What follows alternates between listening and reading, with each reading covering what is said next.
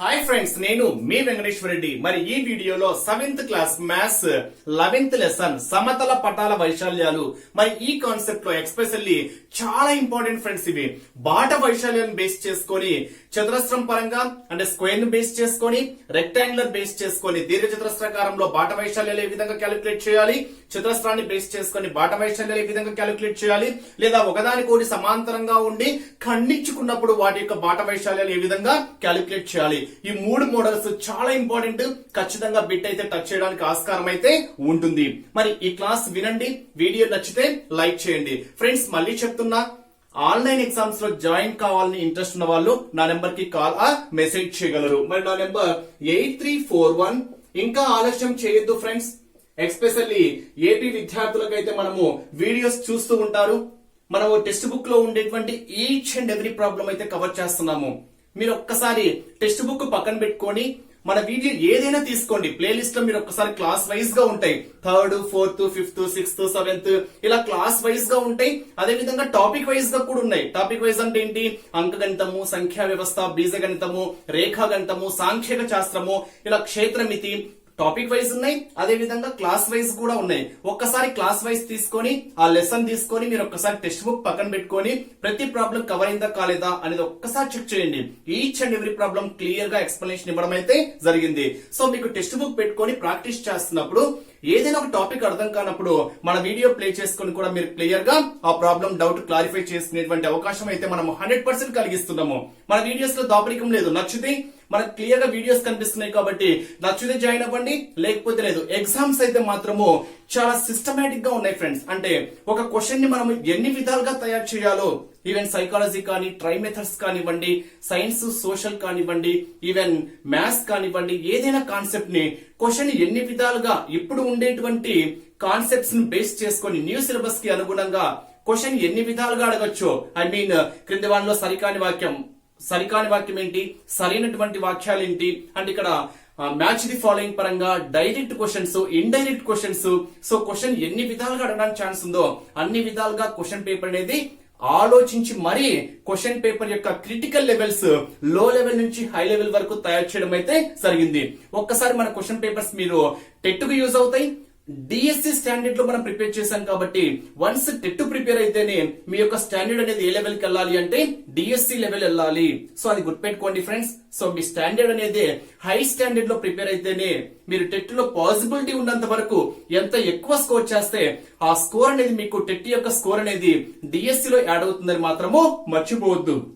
TET యొక్క weightage మీకు 20% DSC లో యాడ్ అవుతుంది కాబట్టి సో టెట్ లో మాక్సిమం పాసిబిలిటీ ఉన్నంత వరకు స్కోర్ ని పెంచుకోవడానికి ట్రై చేయండి. ఇంకొకటి, నోట్స్ సిస్టమేటిక్ గా తయారు చేసుకోండి. ఏదో చదువుతున్నాము, ఏదో ప్రాబ్లమ్స్ చేస్తున్నామని కాకుండా ఈచ్ అండ్ ఎవ్రీ పాయింట్ మీరు pin to pin, point to point మీకై మీరు ఓన్ గా నోట్స్ అనేది ప్రిపేర్ చేసుకుంటే ఈ ప్రిపరేషన్ చేసినటువంటి నోట్స్ మీకు నోటిఫికేషన్ వచ్చిన తర్వాత రివిజన్ కోసం యూజ్ అవుతుంది ఫ్రెండ్స్. నోటిఫికేషన్ వచ్చేసరికి మీరు 100% పాయింట్ టు పాయింట్ క్లియర్ గా మీ దగ్గర ప్రతి సబ్జెక్ట్ కు సంబంధించినటువంటి నోట్స్ క్లియర్ గా ఉండాలి. అలా ఉంటే మీకు 100% నెంబర్ ఆఫ్ టైమ్స్ రివిజన్ చేయడానికి పాసిబిలిటీ ఉంటుంది. ఆ కాన్సెప్ట్ ను మర్చిపోకుండా ఎక్కువ సార్లు ఎగ్జామ్స్ రాసి ఎక్కువ సార్లు రిపీట్ చేయడం వల్ల ఆ కాన్సెప్ట్ అనేది మీకు మైండ్ లో బాగా ఈజీగా స్టోర్ అవుతుంది. ఇదే నోట్స్ మళ్ళీ మీకు డిఎస్సి లో కూడా యూజ్ అవుతుంది. కొంచెం దానికి లెవెల్స్ పెంచుకుంటే చాలు, మీరు రివిజన్ చేయాల్సిన అవసరం అయితే ఉండదు. సో ఆ నోట్స్ అనేది స్టాండర్డ్ లెవెల్స్ లో నోట్స్ అనేది ప్రిపరేషన్ మస్ట్ అండ్ షుడ్ గా చేసుకోండి. ఎందుకంటే ఫ్రెండ్స్ మళ్ళీ నోటిఫికేషన్ వచ్చిన తర్వాత టైం తక్కువగా ఉంటుంది. మీరు అప్పుడప్పుడు ప్రిపరేషన్ స్టార్ట్ చేసి మీరు ఆ టైం సరిపోక ఆ టెన్షన్ వల్ల ఏమవుతుంది అంటే ఆల్రెడీ మనం నేర్చుకున్న టాపిక్ కూడా మర్చిపోవడానికి ఛాన్స్ ఉంటుంది. ఇక్కడ వచ్చిన లాజిక్ చూడండి. ఏదైనా ఒక వర్క్ చేస్తున్నాము అనుకోండి, ఏదైనా వర్క్ చేస్తున్నప్పుడు టెన్షన్స్ లో ఉన్నప్పుడు తెలిసింది కూడా మనం ఏం చేస్తాము, ఆ పని సరిగా చేయలేము. అదే మనకు టెన్షన్స్ లేవు అనుకోండి, చేసే వర్క్ ని ఇంకా మనము డబల్ ఎంతూజియాజం, ఎక్కువ ఇంట్రెస్ట్ తో ఇంకా మనము దాని వర్క్ మీద ఇంకా కాన్సన్ట్రేషన్ పెంచడానికి మనకి ఎక్కువగా యూజ్ అవుతూ ఉంటుంది అనమాట. అందుకే నేను చెప్పేది ఏంటి అంటే ఇప్పుడే మీరు ప్రిపరేషన్ పరంగా నోట్స్ ప్రిపేర్ చేసుకొని 100% కంప్లీట్ టెట్ సిలబస్ పరంగా నోటిఫికేషన్ వచ్చేసరికి ఆ ఆయుధం అనేది మీ చేతిలో ఉంది అనుకోండి, నోట్స్ ప్రిపేర్ చేసినటువంటి ఆయుధం అనేది నీ చేతిలో ఉంటే ఆ ఆయుధాన్ని నువ్వు ఎన్ని విధాలుగా వాడుకోవాలో అన్ని విధాలుగా వాడుకోవచ్చు. అంటే నెంబర్ ఆఫ్ టైమ్స్ రివిజన్ చేయడానికి నీకు బాగా యూజ్ అవుతుంది. ఓకే ఫ్రెండ్స్, ఇంతకన్నా నేనైతే ఏం ఎక్కువ చెప్పలేను. మరి బుక్స్ అంటారా, ఫస్ట్ ప్రిఫరెన్స్ మాత్రము గవర్నమెంట్ టెక్స్ట్ బుక్స్ కే ప్రిఫరెన్స్ ఇవ్వండి. First government text books preference ఇచ్చిన తర్వాత రిఫరెన్స్ కోసము అంటే ఏదైనా పబ్లిషర్స్ కానివ్వండి, లైక్ వీడియోస్ కానివ్వండి, ఏవైనా కానివ్వండి, రెఫరెన్స్ కోసం యూజ్ చేసుకోండి. మరి గవర్నమెంట్ టెక్స్ట్ బుక్స్ రెఫరెన్స్ మీరు ఏది ఫాలో అయినా కానీ ఎగ్జామ్స్ రాయడం మాత్రం అలవాటు చేసుకోండి. అది ఇప్పటి నుంచి వస్తేనే ఫ్రెండ్స్, అది సడన్ గా అప్పుడప్పుడు మీరు అలవాటు చేసుకోవాలనుకుంటే కష్టము. అది 1 day లో వచ్చేది కాదు, 2 days లో వచ్చేది కాదు. అది బై ప్రాక్టీస్ వల్ల రావాలి. బై ప్రాక్టీస్ వల్ల అంటే అర్థం ఏంటి, ఇప్పటి నుంచి మీరు ఎగ్జామ్స్ రాసుకోవడం అలవాటు చేసుకుంటే మీకు ఆ స్టాండర్డ్ లెవెల్స్ అనేవి పెరుగుతాయి. మీరు ఎక్కడ మిస్టేక్ చేస్తున్నారు, ఆ మిస్టేక్ చేసినవి సరి చేసుకోవడం అనేది మీరు ఇక్కడే చెక్ చేసుకుంటారు. కాబట్టి ఆ ఎగ్జామ్స్ నెంబర్ ఆఫ్ టైమ్స్ రాయడం వల్ల మీరు చేసేటువంటి మిస్టేక్స్ ఇక్కడే సరి చేసుకోగలరు. ఎగ్జామ్స్ రాయడం మాత్రం మిస్ చేసుకోవద్దు ఫ్రెండ్స్. ఆ ఎగ్జామ్స్ రాస్తేనే మీరు చేసే మిస్టేక్స్ ఏంటో తెలుస్తాయి. ఎవరైనా ఎగ్జామ్స్ రాని ఇంట్రెస్ట్ ఉంటే మాత్రము కంప్లీట్ వీడియోస్ కూడా ఇస్తున్నాం మనం. ఎస్జిటి కంప్లీట్ రెఫరెన్స్ వీడియోస్ ఇస్తూ ఆన్లైన్ ఎగ్జామ్స్ కండక్ట్ చేస్తున్నాము. కేవలము 800 రూపీస్ మాత్రమే తీసుకుంటున్నాం ఫ్రెండ్స్. బ్యాచ్ కూడా ఈ రోజే స్టార్ట్ అయింది. ఈ రోజు అంటే ఇక్కడ బ్యాచ్ మనం ఈ రోజు వీడియో ఎప్పుడైతే చేసామో మీరు ఎప్పుడు కాల్ చేసినా ఒక కొత్త బ్యాచ్ అయితే స్టార్ట్ అయ్యే ఉంటుంది. మీరు ఈ వీడియో ఎప్పుడు చూసినా కానీ మీరు చూసినప్పుడు ఖచ్చితంగా 1-2 రోజులు లేదా అదే రోజైనా కానీ బ్యాచ్ అయితే స్టార్ట్ అయి ఉంటుంది. కాబట్టి మీరు ఎప్పుడు చూసినా కానీ ఈ నెంబర్ కాల్ చేయండి. ఖచ్చితంగా ఒక బ్యాచ్ అయితే న్యూ బ్యాచ్ స్టార్ట్ చేసే ఉంటుంది. ఈ రోజు కొత్త బ్యాచ్ స్టార్ట్ చేసాము. ఇప్పుడే మన ఆన్లైన్ ఎగ్జామ్ గ్రూప్ లో జాయిన్ అయ్యి మీ యొక్క స్కోర్ ని పాసిబిలిటీ ఉన్నంత వరకు పెంచుకుంటారని ఆశిస్తున్నా. ఓకే ఫ్రెండ్స్, మరి లేట్ చేయకుండా వీడియో అబ్జర్వ్ చేద్దాం. ప్రాబ్లం అబ్జర్వ్ చేస్తే దీర్ఘ చతురస్రాకారం యొక్క పొలము పొడవు వెడల్పులు వరుసగా 65 మీటర్స్ మరియు 30 మీటర్స్. పొలము బయట చుట్టూ 2.5 మీటర్ల వెడల్పు గల ఒక బాట ఏర్పాటు చేయబడినది. అయితే ఆ బాట యొక్క వైశాల్యం ఎంత? ఒక్కసారి మనం క్వశ్చన్ అబ్జర్వ్ చేస్తే ఒక పొలము అనేది ఏ షేప్ లో ఉంది అంటే దీర్ఘ చతురస్రాకారంలో ఉంది. మరి ఆ దీర్ఘ చతురస్రాకార పొలము యొక్క పొడవిచ్చాడు, వెడల్పిచ్చాడు. దాని చుట్టూ అంటే బయటి వైపు 2.5 మీటర్ల వెడల్పు గల ఒక బాట అనేది ఏర్పాటు చేశారు. మరి ఏర్పాటు చేసినటువంటి బాట యొక్క వైశాల్యం ఎంత? సో బాట అనేది బయట ఏర్పాటు చేస్తే ఏ విధంగా తీసుకోవాలి, లోపల ఏర్పాటు చేస్తే ఏ విధంగా తీసుకోవాలనేది ఒక్కసారి మనము ఒక డయాగ్రామ్ రూపంలో ఎక్స్ప్లెనేషన్ ఇస్తే సింపుల్ ప్రాసెస్ ఫ్రెండ్స్. డయాగ్రామ్ ద్వారా మీకు ఈజీగా అర్థమవుతుంది. డయాగ్రామ్ లేకుండా సింగిల్ లైన్ ఆన్సర్ కూడా మనం ఈజీగా చెప్పేయచ్చు. దీర్ఘ చతురస్రాకారము అంటున్నాం కాబట్టి సో రెక్టాంగులర్ షేప్ దీర్ఘ చతురస్రాకారం తీసుకుంటున్నా. ఈ దీర్ఘ చతురస్రాకార పొలం యొక్క పొడవు ఇచ్చాడు. పొడవు ఎంత ఇచ్చాడు? 65 మీటర్స్ ఇచ్చాడు. నెక్స్ట్ వెడల్పు ఇచ్చాడు. వెడల్పు ఎంత ఇచ్చాడు ఫ్రెండ్స్? 30 మీటర్స్ ఇచ్చాడు. నెక్స్ట్ పొలము బయట చుట్టూ అన్నాడు. అంటే బయట చుట్టూ అంటే మనము అవుట్ సైడ్ తీసుకోవాలి. అదే లోపలి వైపు అంటే మనం ఏ సైడ్ తీసుకోవాలి? లోపలి వైపు తీసుకోవాలి. ఇక్కడ బయటి చుట్టూ అని ఇచ్చాడు కాబట్టి బయట ఇలా ఏర్పాటు చేశాడు. చుట్టూ అని ఇచ్చాడు కాబట్టి 4 సైడ్స్ డ్రా చేయాలి ఇలా చుట్టూ. మరి దాని యొక్క వెడల్పు ఎంత ఉంది? 2.5 మీటర్స్ ఉంది. అంటే ఇక్కడ వెడల్పు ఎంత ఉంది ఫ్రెండ్స్? ఇక్కడ 2.5. ఇక్కడ 2.5 ఉందంటే ఇక్కడ కూడా 2.5 అంటే చుట్టూ 2.5 తోనే ఏర్పాటు చేయడం అయితే జరిగింది. ఇది కూడా ఎంత? 2.5. సో ఇక్కడ కూడా ఎంత? 2.5. ఇప్పుడు ఒక్కసారి మనము బయట వైపు ఏర్పాటు చేసినటువంటి ఆ దీర్ఘ చతురస్రాకారం యొక్క పొడవు వెడల్పులు ఏ విధంగా ఉన్నాయో ఒక్కసారి చూద్దాం. ఇక్కడ నుంచి ఇక్కడికి ఎంత? 65. మరి ఇక్కడ నుంచి ఇక్కడికి ఎంత? 2.5. ఇక్కడ నుంచి ఇక్కడికి ఎంత? 2.5. 65. ఇక్కడ నుంచి ఇక్కడికి 65. ఇక్కడ నుంచి ఇక్కడికి 2.5. ఇక్కడ నుంచి ఇక్కడికి 2.5. 65 ప్లస్ 2.5 ప్లస్ 2.5. 2.5 2.5 5. 65 ప్లస్ 5 ఎంత? 70. అంటే ఇక్కడ ఈ బయట వైపు ఉండేటువంటి ABCD అనుకుంటే ఆ దీర్ఘ చతురస్రం యొక్క పొడవు ఎంత అవుతుంది ఫ్రెండ్స్? ఇక్కడ 70 metres. That is first step. Next మరి ఈ ABCD యొక్క వెడల్పు ఒక్కసారి అబ్జర్వ్ చేస్తే ఇక్కడ నుంచి ఇక్కడికి 30. మరి ఇక్కడ నుంచి ఇక్కడికి ఎంత? 2.5. ఇక్కడ నుంచి ఇక్కడికి ఎంత? 2.5. 2.5 ప్లస్ 2.5 ఎంత? 5. 5 ప్లస్ 30 ఎంత? 35 మీటర్స్. అంటే ఇక్కడ ఫస్ట్ దీర్ఘ చతురస్రాకార పొలం యొక్క పొడవు 65, వెడల్పు 30 మీటర్స్. 2.5 మీటర్స్ బాట ఏర్పాటు చేసిన తరువాత బాట ఏర్పాటు చేసిన తర్వాత దాని యొక్క పొడవు 70 మీటర్స్ అయింది, వెడల్పు ఎంత 35 మీటర్స్. ఇప్పుడు క్వశ్చన్ ఏం అడిగాడు, ఆ బాట వైశాల్యం ఎంత అని అడిగాడు. బాట అంటే ఇదే కదా, ఇదంతా బాట. మరి ఈ వైశాల్యం ఎంత అని అడిగాడు ఫ్రెండ్స్. ఈ వైశాల్యము ఎంత? వైశాల్యము అంటే అర్థం ఏంటి, ఆక్రమించినటువంటి భాగము అని. అంటే ఆ మొత్తం ఆక్రమించినటువంటి భాగము ఎంత అంటే ఇది, ఈ ఆక్రమించినటువంటి భాగం ఎంత. ఇప్పుడు చూడండి, ఏబిసిడి ఈ మొత్తము వైశాల్యంలో నుంచి చిన్న డయాగ్రామ్, రీడయాగ్రామ్ వేస్తున్నా మీకు అర్థం కావడం కోసము. ఇలా ఒక డయాగ్రామ్ తీసుకుంటే కాన్సెప్ట్ వినండి, తర్వాత ప్రాబ్లం సింపుల్ లైన్ లో చెప్పేస్తా.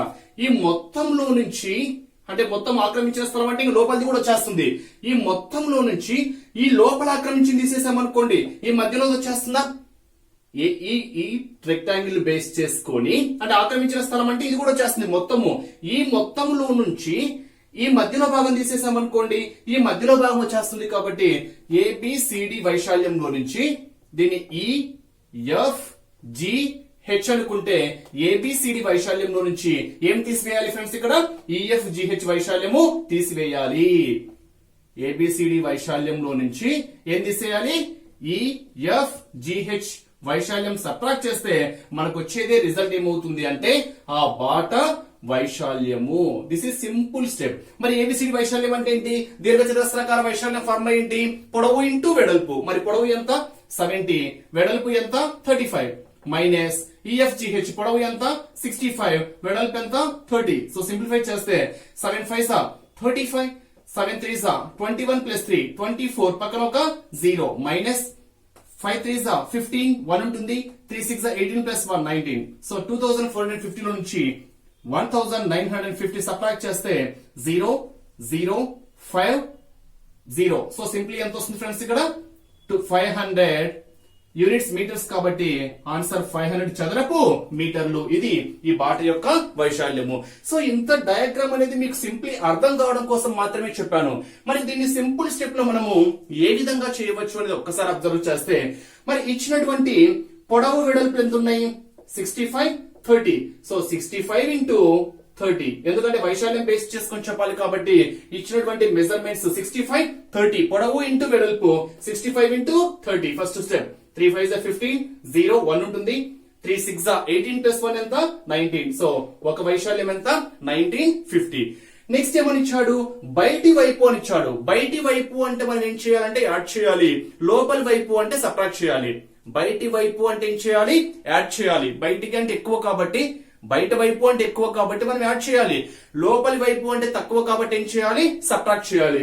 ఇక్కడ బయట అని ఇచ్చాడు కాబట్టి, పొలము చుట్టూ బయట వైపు అని ఇచ్చాడు కాబట్టి యాడ్ చేయాలి. సో యాడ్ చేస్తున్నప్పుడు 2.5 అంటే ఆ సైడ్ 2.5, ఈ సైడ్ 2.5 వస్తుంది. కాబట్టి 2.5 డబల్ చేసామనుకోండి, 2.5 ప్లస్ 2.5 ఎంత 5. దీనికి ప్లస్ 5 చేసామనుకోండి, ఇది ఎంత వస్తుంది 70. దీనికి కూడా ప్లస్ 5 చేసామనుకోండి, ఎంత వస్తుంది 35. దీన్ని మనం ఏం చేయాలి, మల్టిప్లై చేయాలి. బయటి వైపు అంటే ఏం చేయాలి, ప్లస్ చేయాలి. లోపలి వైపు అంటే ఏం చేయాలి, మైనస్ చేయాలి. ఇక్కడ డబల్ టైమ్స్ ఎందుకు తీసుకున్నా, ఇప్పుడే చెప్పాను కదా. ఇక్కడ 2.5 ఉంటుంది, ఇక్కడ కూడా 2.5 ఉంటుంది. అంటే 2.5 2 టైమ్స్ వచ్చాయి కాబట్టి ఆ 2.5 ఏం చేశాను, డబల్ చేస్తే 5 వస్తుంది. ఇక్కడ 2.5 డబల్ చేస్తే ఎంత వస్తుంది, 5 వచ్చేస్తుంది. అప్పుడు 70 ఇంటూ 35, 7 5 35, 3 ఉంటుంది, 7 3 21, 21 ప్లస్ 3 24, పక్కన ఒక 0. వీటి యొక్క మనం ఏం కనుక్కోవాలి, డిఫరెన్స్ కనుక్కోవాలి. సో డిఫరెన్స్ కనుక్కుంటే 2450 లో నుంచి 1950 ఏం చేయాలి ఫ్రెండ్స్, సబ్ట్రాక్ట్ చేయాలి. సో ఆన్సర్ ఎంత వస్తుందంటే 500 యూనిట్స్ మీటర్స్. కాబట్టి ఆన్సర్ చదరపు మీటర్లు. ఒక చతురస్రాకార స్విమ్మింగ్ పూల్ భుజము పొడవు 70 మీటర్స్, దాని చుట్టూ బయట 5 మీటర్స్ వెడల్పు గల బాట కలదు. మరి ఆ బాట వైశాల్యం ఎంత? మరి ఇంకో క్వశ్చన్ అడిగాడు ఫ్రెండ్స్. ఇక్కడ బాటను టైల్స్ తో పరచడానికి ఒక చదరపు మీటర్ కు 150 రూపాయల చొప్పున అయ్యేటువంటి మొత్తము ఖర్చు ఎంత? అంటే ఇక్కడ ఎగ్జామ్ పాయింట్ ఆఫ్ వ్యూ లో సింగిల్ క్వశ్చన్ అడగచ్చు, లేదా 2 క్వశ్చన్స్ కలిపి అడగచ్చు. మరి ఆ క్వశ్చన్స్ ఏ విధంగా ఉంటాయో చూద్దాం. మరి ఫస్ట్ క్వశ్చన్ ఏ విధంగా అడగచ్చు అంటే, ఒక చతురస్రాకార స్విమ్మింగ్ పూల్ భుజము పొడవు 70 మీటర్స్, దాని చుట్టూ బయట 5 మీటర్స్ వెడల్పు గల బాట కలదు. ఆ బాట వైశాల్యం ఎంత? అంతవరకే క్వశ్చన్ అడగచ్చు ఫ్రెండ్స్. నెక్స్ట్ ఒకవేళ దాని కంటిన్యూషన్ అడగాలి అనుకుంటే, బయట 5 మీటర్స్ వెడల్పు గల బాట కలదు. బాటను టైల్స్ తో పరచడానికి ఒక చదరపు మీటర్ కు 150 రూపాయల చొప్పున అయ్యేటువంటి మొత్తము ఖర్చు ఎంత అని కూడా ఎగ్జామ్ పాయింట్ ఆఫ్ వ్యూ అడగడానికి ఛాన్స్ అయితే ఉంటుంది. ఇక్కడ అమౌంట్ పరంగానే ఎక్కువగా ఎగ్జామ్ పాయింట్ ఆఫ్ వ్యూ అడగడానికి ఛాన్స్ అయితే ఉంటుంది. ఎందుకు అంటే అమౌంట్ పరంగా అంటే ఖచ్చితంగా మనం ఏం కనుక్కోవాలి అంటే వైశాల్యం ఖచ్చితంగా కనుక్కోవాల్సిందే. వైశాల్యం కనుక్కున్న తర్వాతనే మనం అమౌంట్ క్యాలిక్యులేట్ చేయాలి. కాబట్టి ఎగ్జామ్ పాయింట్ ఆఫ్ వ్యూ లో అమౌంట్ పరంగా అడగడానికి ఛాన్స్ అయితే ఉంటుంది. మరి దీన్ని సింగిల్ స్టెప్ 1 లైన్ ఆన్సర్ ఏ విధంగా చేయాలి, కాన్సెప్ట్ ద్వారా ఏ విధంగా చేయాలో కూడా చూద్దాం. ఫస్ట్ 1 లైన్ ఆన్సర్ ఏంటో చూద్దాం.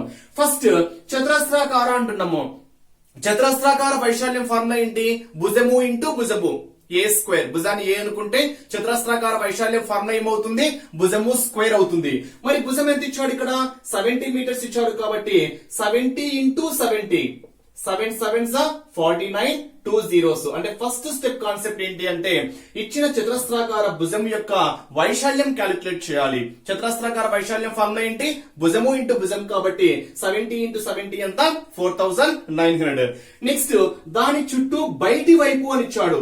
సో ఇక్కడ బయటి వైపు అంటేనేమో ప్లస్ చేయాలి, లోపలి వైపు అంటేనేమో మైనస్ చేయాలి. అంటే ఇక్కడ లోపలి వైపు బాట వెడల్పు ఏర్పాటు చేశారు అంటే మైనస్ చేయాలి. లోపల అంటే తగ్గుతుంది కదా, లోపలి వైపు అంటే తగ్గుతుంది కాబట్టి కొలత మైనస్ చేయాలి. బయటి వైపు అంటే ఆ కొలతలు పెరుగుతాయి కాబట్టి మనం ఏం చేయాలి? ప్లస్ చేయాలి. మరి ఇక్కడ 5 మీటర్స్ అని ఇచ్చాడు. 5 మీటర్స్ అంటే మనము బయటి వైపు అంటే ఇచ్చిన మెజర్మెంట్ కి ఆ సైడ్ పెరుగుతుంది, ఈ సైడ్ పెరుగుతుంది కాబట్టి 5 మనము 2 టైమ్స్ తీసుకోవాలి. మరి 5 ని 2 టైమ్స్ తీసుకుంటే 5 ని 2 టైమ్స్ చేస్తే ఎంత ఫ్రెండ్స్? ఇక్కడ 5 ప్లస్ 5 ఎంత? 10. అప్పుడు 70 ప్లస్ 10 ఎంత? 80. అంటే ప్లస్ ఏం చేయాలి? 10 చేయాలి. అంటే దీన్ని డబుల్ చేయాలి. 5 ను డబుల్ చేస్తే 10 కాబట్టి 70 ప్లస్ 10 ఎంత? 80. అగైన్ వైశాల్యం ఫార్ములా పొడవు ఇంటూ పొడవు కాబట్టి అదే భుజము ఇంటూ భుజం కాబట్టి 80 ఇంటూ 80. 8 8s 64 పక్కన 2 zeros. మరి ఈ రెంటికి మనం ఏం క్యాలిక్యులేట్ చేయాలంటే డిఫరెన్స్ క్యాలిక్యులేట్ చేయాలి. 6400 నుంచి 4900 సబ్ట్రాక్ట్ చేసామనుకోండి 0 ఎంత వస్తుంది ఫ్రెండ్స్? ఇక్కడ 1500. ఏంటి? చదరపు మీటర్లు. ఇదే ఆ బాట యొక్క వైశాల్యము. క్వశ్చన్ బాట వైశాల్యం వరకు అడిగితే ఆన్సర్ 1500 చదరపు మీటర్స్. ఇన్ కేసు దీని కంటిన్యూషన్ లో అమౌంట్ పరంగా అడిగాడు అనుకోండి, ఒక చదరపు మీటర్ కి ఎంత ఖర్చు అవుతుంది? 150 రూపీస్. ఒక చదరపు మీటర్ కి ఎంత ఖర్చు? 150 రూపీస్. అయితే మనకి ఎన్ని చదరపు మీటర్స్ కావాలి? 1500 చదరపు మీటర్స్ కి ఎంత ఖర్చు అవుతుంది? సో 1500 ఇంటూ ఒక చదరపు మీటర్ కి ఎంత? 150. 15 15s 225 పక్కన 1 2 3 zeros 1 2 3 zeros మొత్తము 2,25,000 రూపీస్. ఇది సింగిల్ స్టెప్ ఆన్సర్. మరి దీని కాన్సెప్ట్ ప్రకారము మీకు అర్థం కావాలంటే కాన్సెప్ట్ ప్రకారం కొంచెం డెప్త్ గా చెప్తే ఏ విధంగా ఉంటుందో చూద్దాం. ఫస్ట్ చతురస్రాకార స్విమ్మింగ్ పూల్ అంటున్నాం. చతురస్రము అంటే స్క్వేర్, ఆల్ సైడ్స్ ఈక్వల్ కాబట్టి చతురస్రాకార స్విమ్మింగ్ పూల్. ఇది చతురస్రాకార స్విమ్మింగ్ పూల్. దీని యొక్క భుజం పొడవు ఎంత ఇచ్చాడు? 70 మీటర్స్ ఇచ్చాడు. 70 metres. So all sides are equal కాబట్టి ప్రతి భుజం యొక్క పొడవు ఎంత ఉంటుంది? 70 మీటర్స్ ఉంటుంది. నెక్స్ట్ ఏం అడిగాడు? చుట్టూ బయట వైపు అని ఇచ్చాడు. బయటి వైపు అంటే మనము అవుట్ సైడ్ తీసుకోవాలిగా. అదే లోపలి వైపు అంటే లోపలి వైపు డ్రా చేయాలి. బయటి వైపు అని ఇచ్చాడు కాబట్టి ఇలా బయటి వైపు. నెక్స్ట్ ఇది కూడా 70 కదా, బయటి వైపు ఇలా డ్రా చేశాడు. మరి బయట చుట్టూ వెడల్పు ఎంత ఉందంట? 5 మీటర్స్. అంటే ఇక్కడ నుంచి ఇక్కడికి ఎంత? 5 మీటర్స్. ఇక్కడ నుంచి ఇక్కడికి కూడా ఎంత? 5 మీటర్స్. అంటే చుట్టూ 5 మీటర్స్ తో 5 మీటర్స్ వెడల్ప్స్ తో బాట అనేది ఏర్పాటు చేశారు. ఇప్పుడు ఒక్కసారి మనం అబ్జర్వ్ చేస్తే ఇచ్చిన స్విమ్మింగ్ పూల్ యొక్క భుజం ఎంత అంటే 70. 5 మీటర్ల బాట ఏర్పాటు చేసిన తరువాత ఆ చతురస్రం యొక్క భుజం ఏ విధంగా మారింది అంటే ఒక్కసారి అబ్జర్వ్ చేస్తే ఇక్కడ నుంచి ఇక్కడికి ఎంత? 5. ఇక్కడ నుంచి ఇక్కడ కూడా ఎంత? 5. ఇది 5, ఇది 5. ఇక్కడ నుంచి ఇక్కడికి ఎంత? 70. 70 ఒక 5 75 ఒక 5 ఎంత? 80. అంటే ఏర్పాటు చేసిన తర్వాత ప్రతి భుజము యొక్క పొడవు మనకు ఏ విధంగా చేంజ్ అయిందంటే 80 మీటర్స్ గా చేంజ్ అయింది. ఇప్పుడు మనకి ఏం కావాలి? బాట అంటే ఇది బాట వైశాల్యం. అంటే ఈ మధ్యలో ఉండేటువంటి వైశాల్యం మనం క్యాలిక్యులేట్ చేయాలి. మధ్యలో ఉండేటువంటి వైశాల్యం ఎలా వస్తుంది? ఫర్ ఎగ్జాంపుల్ దీన్ని ఏబిసిడి అనుకుంటున్నా, దీన్ని ఈఎఫ్జిహెచ్ అనుకుంటున్నా. ఆ మధ్యలో ఉండేది ఎలా వస్తుంది? వైశాల్యము అంటే ఏంటి? మొత్తము ఆక్రమించినటువంటి భాగము. మరి మొత్తం ఆక్రమించిన భాగం ఎలా వస్తుంది చూడండి. ఏబిసిడి అంటే ఈ మొత్తం వస్తుంది ఫ్రెండ్స్. ఇక్కడ లోపలిది కూడా మొత్తం వచ్చేస్తుంది. ఈ మొత్తంలో నుంచి ఈ లోపలిది తీసేసామనుకోండి మధ్యలోది వస్తుందా? చూడండి ఒకసారి లాజిక్. ఈ మొత్తంలో నుంచి ఈ మధ్యలోది తీసేసామనుకోండి ఈ మధ్యలో ఉండేటువంటిది వచ్చేస్తుంది. కాబట్టి ఏం చెప్పొచ్చు? బాట వైశాల్యము ఇస్ ఈక్వల్ టు ఏబిసిడి. అంటే ఏబిసిడి ఈ వైశాల్యంలో నుంచి ఏబిసిడి వైశాల్యం నుంచి ఏ సబ్ట్రాక్ట్ చేయాలి? ఈఎఫ్జిహెచ్ వైశాల్యం తీసేయాలి. ఈఎఫ్జిహెచ్ వైశాల్యం అంటే ఈ మొత్తం వైశాల్యంలో నుంచి ఈ లోపల ఉండేటువంటి వైశాల్యం తీసేస్తే ఈ మధ్యలో ఉండేటువంటి బాట వైశాల్యం మనం ఈజీగా క్యాలిక్యులేట్ చేయొచ్చు. అప్పుడు ఏబిసిడి వైశాల్యము చతురస్రాకారం కాబట్టి చతురస్రం యొక్క వైశాల్యం ఫార్ములా ఏంటి? భుజము ఇంటూ భుజము. మరి ఏబిసిడి భుజం ఎంత? 80 కాబట్టి 80 ఇంటూ 80 మైనస్ ఈఎఫ్జిహెచ్ ఎంత? 70 కాబట్టి 70 ఇంటూ 70. 8 8 64 మైనస్ 7 7 49. 6400 లో నుంచి 4900 సబ్ట్రాక్ట్ చేస్తే ఎంత వస్తుంది ఫ్రెండ్స్? ఇక్కడ 1500 యూనిట్స్ ఏమవుతాయి? ఇక్కడ మీటర్స్ ఇచ్చాడు కాబట్టి వైశాల్యము అంటున్నాం కాబట్టి యూనిట్స్ ఏమవుతాయి? చదరపు మీటర్స్. అంటే ఇక్కడ బాటిల్ యొక్క వైశాల్యం ఎంత అంటే 1500 చదరపు మీటర్లు. ఇన్ కేస్ కంటిన్యూషన్ లో క్వశ్చన్ ఏమని ఇచ్చాడు? బాటను టైల్స్ తో పరచడానికి 1 చదరపు మీటర్ కి 150 రూపాయలు అయితే అయ్యేటువంటి మొత్తం ఖర్చు ఎంత? ఇక్కడ చెప్పాను చూడండి. 1 చదరపు మీటర్ కి ఎంత? 150 రూపీస్ ఖర్చు అయితే మొత్తం ఎన్ని చదరపు మీటర్స్?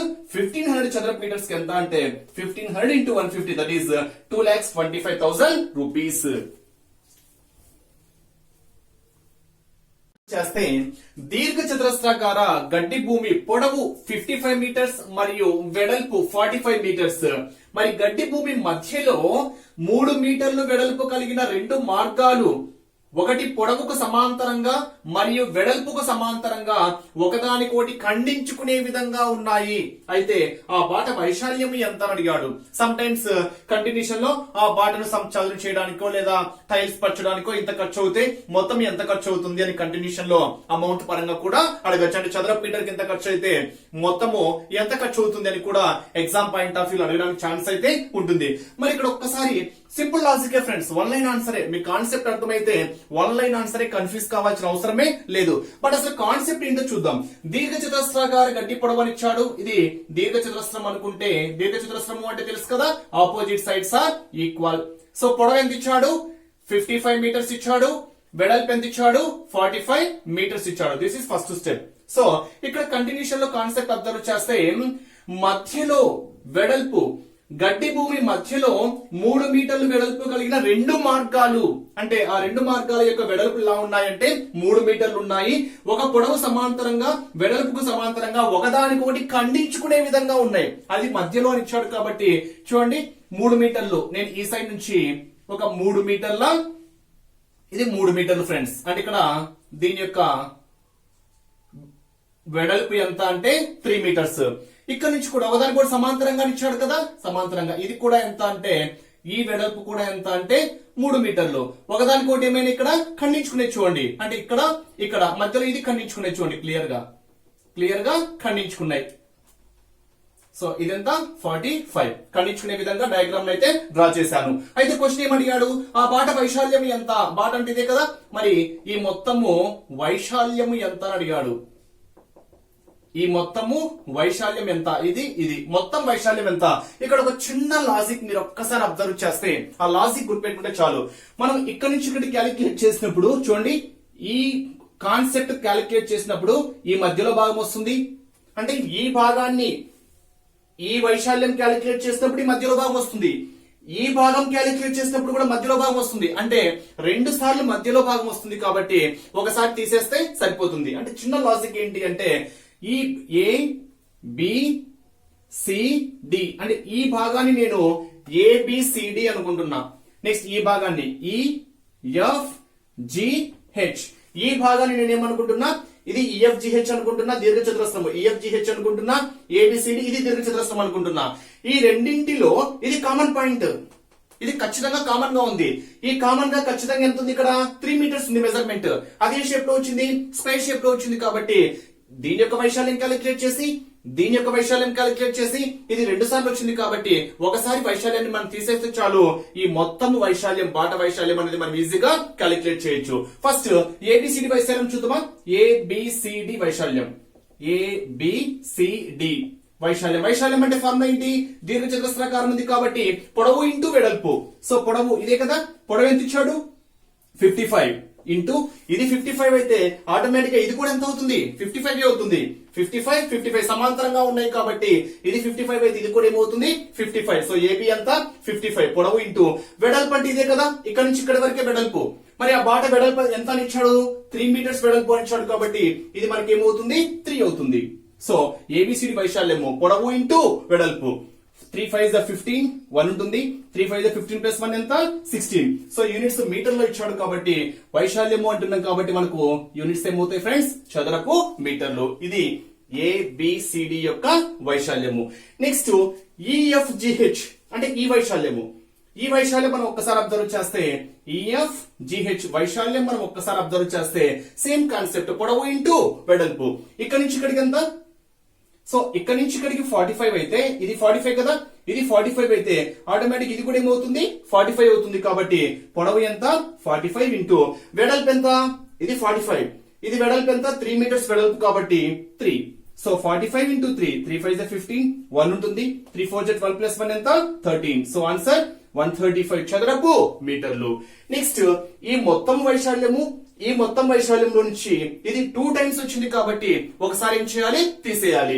సో ఇక్కడ 3 మీటర్స్ అని ఇచ్చాడు కాబట్టి వెడల్పు 3 మీటర్స్ అని ఇచ్చాడు కాబట్టి 3 ఇంటూ 3 ఎంత వైశాల్యము? 9 సబ్ట్రాక్ట్ చేస్తే సరిపోతుంది. సో బాట వైశాల్యము సో 165 ప్లస్ 135 ఇది యాడ్ చేసి ఇది 2 టైమ్స్ వచ్చింది కాబట్టి ఒకసారి ఏం చేయాలి? సబ్ట్రాక్ట్ చేయాలి. సో 3 3 చతురస్రాకారము అంటే చతురస్రం యొక్క వైశాల్యం ఫార్ములా ఏంటి? పొడవు ఇంటూ పెడలు, భుజము ఇంటూ భుజం కాబట్టి 3 మీటర్స్ యొక్క వెడల్పు ఇచ్చాడు కాబట్టి ఇది 3. ఇక్కడ నుంచి ఇక్కడ 3 అయినప్పుడు ఇది కూడా ఏమవుతుంది? 3 అవుతుంది. ఇక్కడ నుంచి ఇక్కడ 3 అయినప్పుడు ఇది కూడా ఏమవుతుంది? 3. అంటే ప్రతి వెడల్పు ఎంత ఉంది? 3 ఉంది కాబట్టి వైశాల్యం ఏమవుతుంది? 3 ఇంటూ 3 9. 2 టైమ్స్ వచ్చింది కాబట్టి ఒకసారి మనం దాన్ని ఏం చేయాలి? సబ్ట్రాక్ట్ చేయాలి. సో రిజల్ట్ ఎంత వస్తుంది? 165 135 సమ్ చేస్తే 0 1 0 3 300 నుంచి మనం 9 సబ్ట్రాక్ట్ చేసాం అనుకోండి 291. సో ఆన్సర్ ఎంత ఫ్రెండ్స్? ఇక్కడ 291 చదరపు మీటర్లు. ఆ బాటర్ యొక్క వైశాల్యం మనకి ఏమవుతుంది అంటే 291 చదరపు మీటర్లు. ఇది కాన్సెప్ట్ ద్వారా. దీన్ని సింగిల్ స్టెప్ ద్వారా చేయాలి అనుకుంటే ఇక్కడ కాన్సెప్ట్ టెక్స్ట్ బుక్ లో క్లియర్ గా మనకు ఉంటుంది ఫ్రెండ్స్. ఖండించుకునే విధంగా సమాంతరంగా ఉన్నాయని క్లియర్ గా మనకు ఆ ప్రాబ్లం లో కనిపిస్తుంది. సో దీన్ని మనం ఏ విధంగా తీసుకోవాలి అంటే పొడవు ఎంత ఇచ్చాడు? 55. Single step answer. పొడవు ఎంత? 55. ఎంత వెడల్పు ఇచ్చాడు? 3. 55 ఇంటూ 3, 3 5 15 1 ఉంటుంది. 3 5 15 ప్లస్ 1 ఎంత? 16. That is first step. Next second step, వెడల్పు ఎంత ఇచ్చాడు? 45. సేమ్ పొడవు ఎంత? వెడల్పు ఎంత ఇచ్చాడు? 3. అంటే ఇక్కడ పొడవుకు 3 మల్టిప్లై చేయాలి, ఇక్కడ వెడల్పు ఎంత ఇస్తే ఎంత? వెడల్పు కూడా మల్టిప్లై చేయాలి. 3 5 15 1 ఉంటుంది. 3 4 12 ప్లస్ 1 ఎంత? 13. ఈ రెండుని ఏం చేయాలి? యాడ్ చేయాలి. మొత్తం యాడ్ చేస్తే 0 9 0 1 ఎంత వస్తుంది? 300 వచ్చేస్తుంది. 300 లో దీన్ని డబుల్ టైం చేసి లేదా స్క్వేర్ పరంగా చేసి దాన్ని ఏం చేయాలి? సబ్ట్రాక్ట్ చేయాలి. 3 స్క్వేర్ ఎంత? 9. సో 300 నుంచి 9 సబ్ట్రాక్ట్ అవుతే ఆన్సర్ ఎంత వస్తుంది? 291. అంటే మీకు కాన్సెప్ట్ పర్ఫెక్ట్ గా వస్తే మీరు with in fraction of seconds లో ఆన్సర్ అయితే చేయవచ్చు.